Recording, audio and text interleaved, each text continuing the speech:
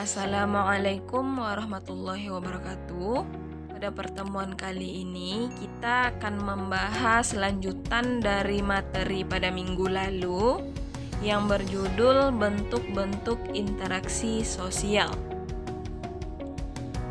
Jadi, menurut John Gillin dalam Sukanto, interaksi sosial berlangsung dalam dua jenis proses sosial, yaitu proses asosiatif dan proses disosiatif.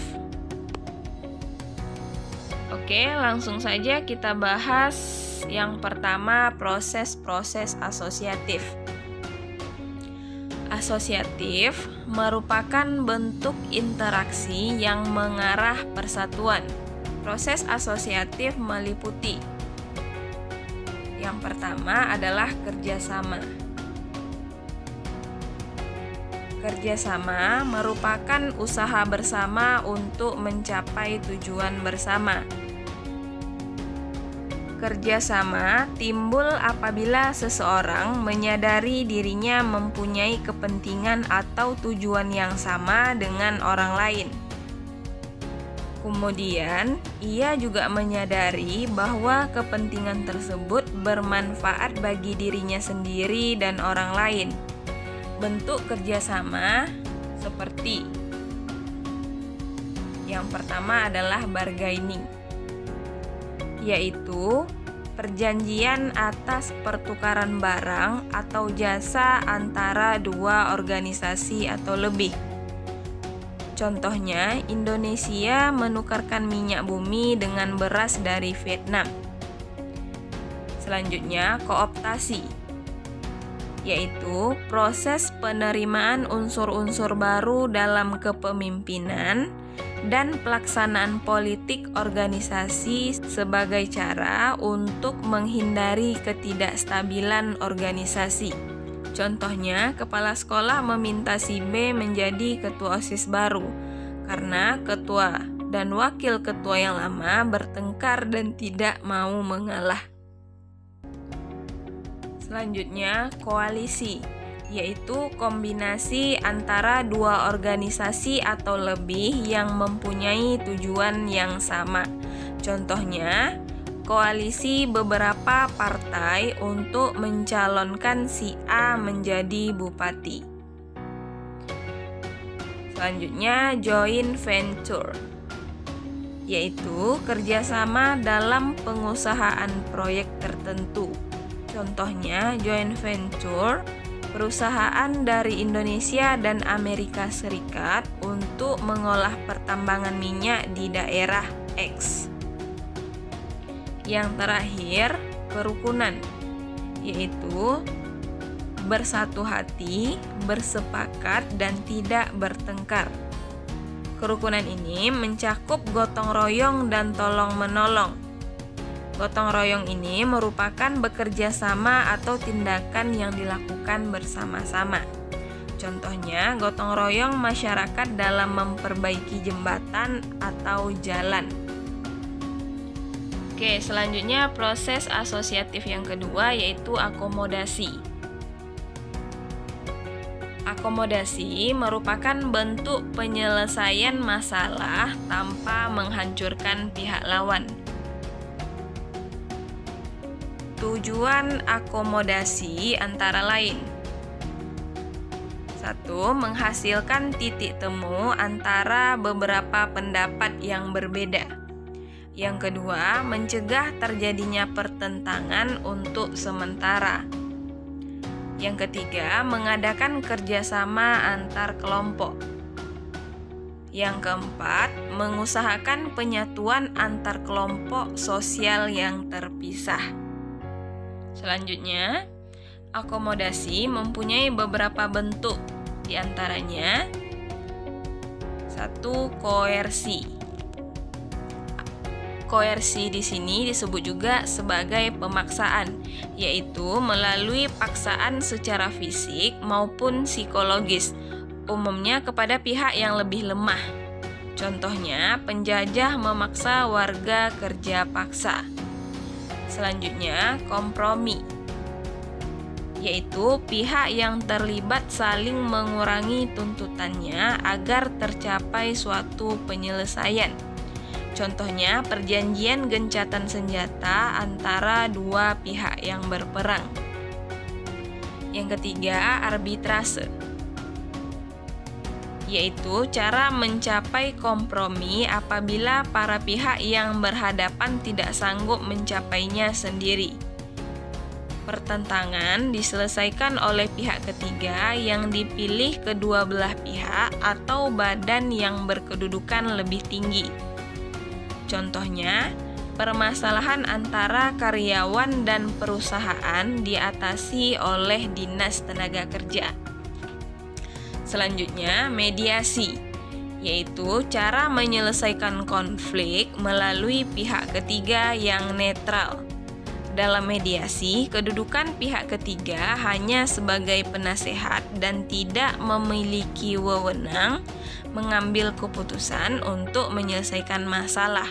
Contohnya, seorang ketua kelas menjadi penengah antara kedua anggotanya yang sedang berselisih. Selanjutnya, konsiliasi, yaitu mempertemukan para pimpinan pihak yang bertikai untuk mencapai suatu kesepakatan. Contohnya, mempertemukan wakil pemilik angkutan umum dan dinas lalu lintas untuk membahas tarif angkutan. Selanjutnya, toleransi, yaitu bentuk akomodasi yang terjadi tanpa persetujuan formal. Contohnya, sikap sekelompok umat beragama yang menjaga agar umat agama lain aman dan nyaman dalam beribadah. Selanjutnya, stalemate, yaitu ketika pihak-pihak yang bertikai memiliki kekuatan yang seimbang hingga akhirnya keduanya menghentikan pertikaian. Contohnya, perang dingin antara blok barat dan blok timur berhenti dengan sendirinya, tanpa ada pihak yang menang atau yang kalah. Selanjutnya, yang terakhir, adjudikasi, yaitu cara menyelesaikan suatu masalah melalui pengadilan. Contohnya, kasus sengketa antara dua pihak yang tidak dapat diselesaikan secara kekeluargaan, akhirnya diselesaikan melalui pengadilan.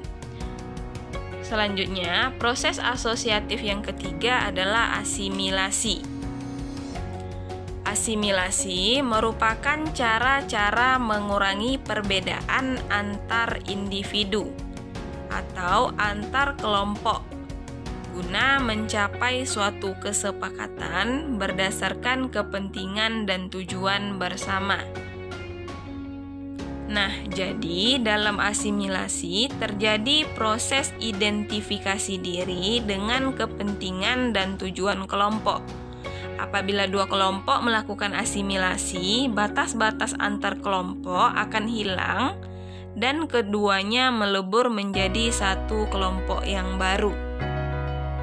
Yang terakhir, akulturasi. Akulturasi adalah perpaduan dua kebudayaan yang berbeda dan membentuk suatu kebudayaan baru dengan tidak menghilangkan ciri kepribadian masing-masing. Contoh dari akulturasi adalah Candi Borobudur yang merupakan perpaduan antara kebudayaan India dan kebudayaan Indonesia. Oke, selanjutnya bentuk-bentuk interaksi sosial yang kedua yaitu proses-proses disosiatif. Disosiatif merupakan cara melawan seseorang atau kelompok orang demi meraih tujuan tertentu. Proses disosiatif dibedakan menjadi: yang pertama, persaingan. Persaingan adalah perjuangan berbagai pihak untuk mencapai tujuan tertentu. Terdapat dua tipe persaingan, yaitu bersifat pribadi dan non-pribadi. Kalau tipe persaingan pribadi disebut juga dengan rivalitas. Jadi dalam rivalitas ini individu akan bersaing secara langsung. Sebagai contoh, persaingan para pemain bulu tangkis di suatu kejuaraan dan persaingan dua siswa untuk menjadi ketua OSIS. Sedangkan non-pribadi, pihak yang bersaing bukanlah individu, melainkan kelompok. Contohnya persaingan antara dua kesebelasan sepak bola untuk menjadi juara dan persaingan para partai politik untuk memenangkan pemilu. Selanjutnya, kontravensi. Kontravensi ini berada di antara persaingan dan pertentangan. Kontravensi ditandai ketidakpuasan seseorang, perasaan tidak suka yang disembunyikan, kebencian, dan keraguan-raguan atas kepribadian seseorang. Jadi, kontravensi ini cenderung bersifat rahasia. Contohnya, suatu kelas tidak setuju dengan rencana OSIS di sekolah X, sehingga ketidaksetujuan itu berkembang menjadi rasa tidak suka atau benci, namun masih disembunyikan. Yang terakhir, pertentangan atau konflik. Pertentangan atau konflik merupakan usaha individu atau kelompok sosial untuk mencapai tujuan dengan cara menantang pihak lawan melalui ancaman atau kekerasan. Jadi, konflik dapat terjadi karena perbedaan antar individu, pendapat, kebudayaan, kepentingan, dan perubahan sosial. Jadi, perbedaan-perbedaan ini akan memuncak menjadi pertentangan karena keinginan-keinginan tidak terpenuhi. Akibatnya, tiap individu atau kelompok berusaha menghancurkan lawan dengan ancaman atau kekerasan. Baik, sampai di sini pertemuan kita pada hari ini. Semoga materi yang Umi sampaikan dapat dipahami dengan baik. Umi tutup dengan Assalamualaikum warahmatullahi wabarakatuh.